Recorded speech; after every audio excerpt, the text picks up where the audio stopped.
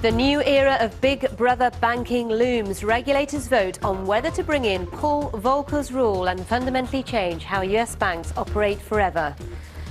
And dumping General Motors, the US government sells its last stake in the car maker, losing over $10 billion of taxpayers' money in the process.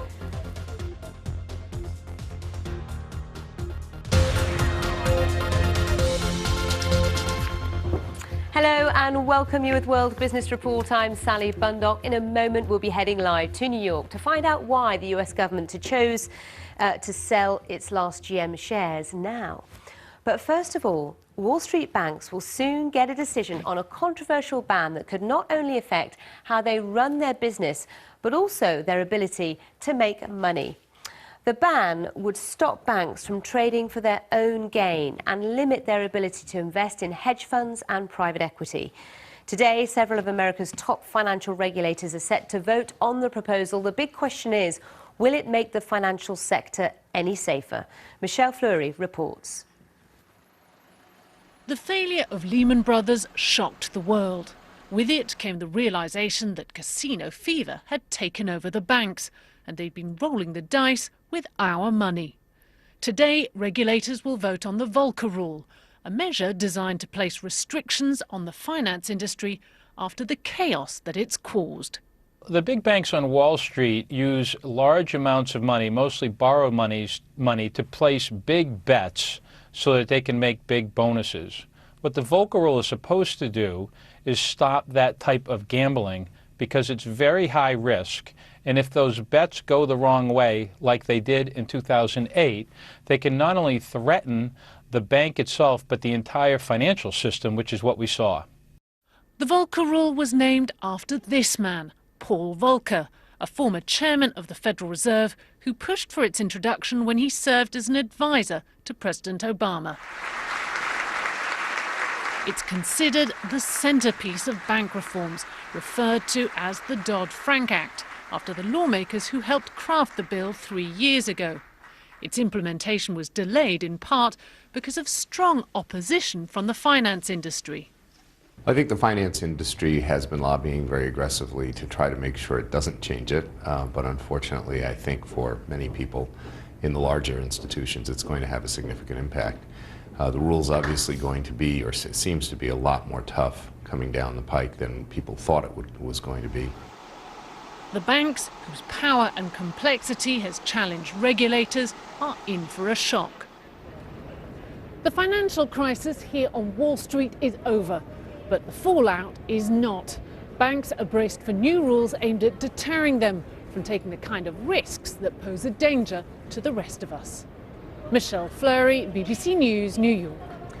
Well, for more, I'm joined by Bill Blaine, strategist with Mint Partners. Bill, we heard there big bets to make big bonuses. Do you believe this rule is the right reaction to prevent that kind of thing from happening again? Well, it's clear there was a failure in banking in 2008 that caused the global crisis, but it's been the reaction to that crisis that I think is now potentially very different. And this new rule is potentially throwing the baby out with the bathwater.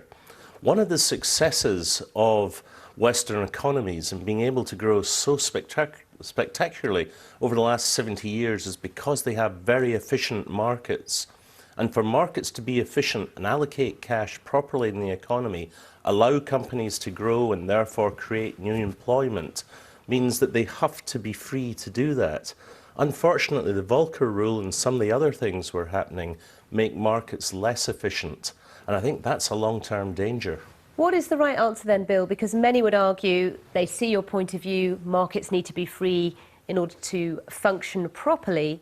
However, we were failed on a spectacular level all over the world. And not only were banks needed to be bailed out, but also other huge companies like car makers. I'll be talking about General Motors in a minute. As a consequence, the ramifications were enormous. Regulators want to stop that from happening again.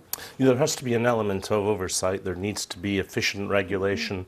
There needs to be an understanding and good corporate governance within the banks. There has to be learning from the mistakes. But it would still be an overreaction to make it difficult for banks to trade. That's what effectively this new rule is going to be creating. And if we don't have liquidity in markets, then we're going to have bigger crisis in the future. All right, super. Thank you very much indeed. Bill will return because Bill's going to talk us through today's newspaper stories when we review those in about 5 minutes. But let's squeeze in more business in the meantime because, as I've mentioned, the US government has sold its remaining shares in General Motors at a loss of around $10 billion to the taxpayer. The US Treasury spent $49.5 billion bailing out GM in 2008 and 2009. When it took a 61% stake in the car maker. Now, the government began selling its shares in November 2010 since emerging from bankruptcy. GM's reported 15 profitable quarters, has almost $27 billion in cash and is considering rewarding shareholders with a dividend payment. Well, let's speak to Jeff Bennett, who reports on GM for Wall Street Journal. He joins us now via webcam. Good morning, Jeff. Tell us about the timing of this sale. What do you think? The sale is really allowing GM to start 2014 afresh, a new company. It is no longer going to be known as Government Motors here in the States. It will have a chance to not only restructure how it pays its executives and whether or not it pays a dividend to shareholders, but it can also work on beginning to win back customers who might have been turned off from purchasing a GM vehicle because they disagreed with the bailout by the government. So good timing for GM, but what about the US taxpayer? The U.S. taxpayer does seem to be on the hook for this one for about $10 billion. There's no signs that the government is going to go after GM to try and reclaim that. I guess if you look in total of the bailout programs for both the automakers and the banks that the U.S. did, that overall they came out ahead. But yes, on GM, they are walking away with a loss here. But in the end, what the government will say is the loss could have been bigger if GM would have gone through an unstructured bankruptcy. You could have seen loss of jobs and a whole heck of a lot of problems, especially for the Midwest. Do you agree with that line of argument that this was ultimately the best outcome for GM? Because, as you say, it is in much better shape now. Yeah, I really do. You got to think back. There was no other place for General Motors to go to get money. The banks weren't lending money at all, so they really had no one else to turn to but the government. If you would have let GM go into a bankruptcy and that bankruptcy became problematic, then you would have had auto suppliers not getting paid, auto suppliers laying off people, and it would have just created this domino effect through the auto industry. And that industry employs a lot of people throughout the U.S., both in the Midwest and throughout the South. So any disruption to General Motors and also Chrysler would have, I guess, played out in a real bad way for the U.S. All right, Jeff Bennett from Wall Street Journal, thank you very much. Interesting analysis of what is going on with General Motors. Other business stories: Uruguay is on course to become the first country in Latin America to legalize marijuana, launching a social experiment as part of a broad strategy to combat drug trafficking. The green light will likely come today with a vote in the Senate. The lower chamber of Congress already passed the bill in August, and passage in the upper house is assured because the ruling leftist broad front coalition controls both.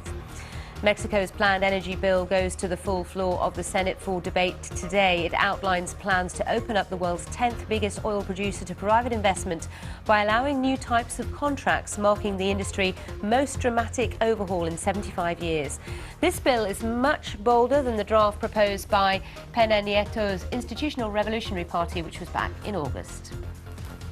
Markets today, let's have a quick look so you have a sense of how things are going. In Asia, we had a bit of a mixed picture, actually. One of the elements today is the euro. It's at a 5-year high versus the yen, for example, and very strong versus the dollar. A lot of movement in currencies. We're getting news from China again today, industrial production numbers, which will be swaying sentiment as well. And just to mention very quickly, in the States, the Dow closed up very marginally, as did the broader S&P 500. I'll see you soon as we review the papers. Stay with us.